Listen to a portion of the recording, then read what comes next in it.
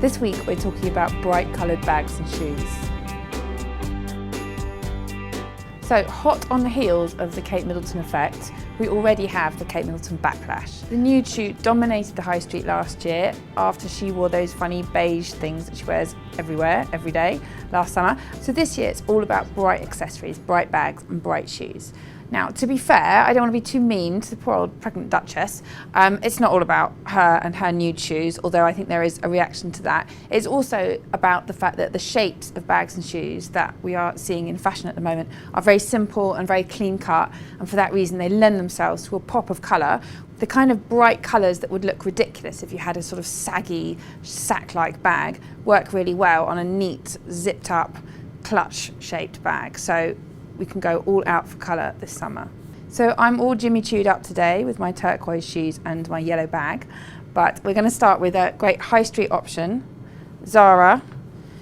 Really working that Dorsey cut in stores this season, the one that kind of cuts away and shows the side of your foot, which I always think is quite nice. And this is such a beautiful colour and kind of almost like quite subtle really, kind of works in black, works in navy. It's not too bright, it's a starter bright. So from the starter brights, we now move on to Burberry's catwalk wedges. These are the golden slippers of this spring.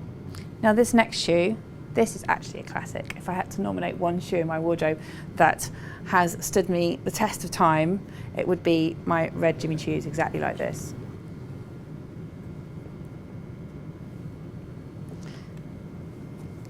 Now, if you're going to wear absinthe green, you probably don't want to wear it near your face because it's a bit scary, but in this sandal with these kind of Medusa swirls, I think that's a really fun shoe.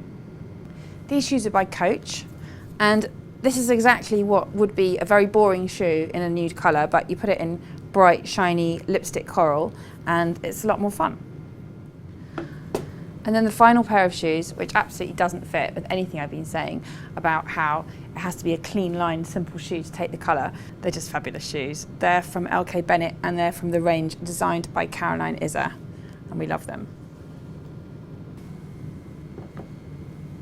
And in bags also, colour is there to jazz up what would otherwise be kind of boring, respectable bag shapes. This, for instance, is almost more the Queen than the Duchess really, if it was in black, but in a kind of real electric blue. It's suddenly a lot more young and a lot more fun. And in this one, the colour is there to make a boring day bag a lot less boring. This is by Kate Spade.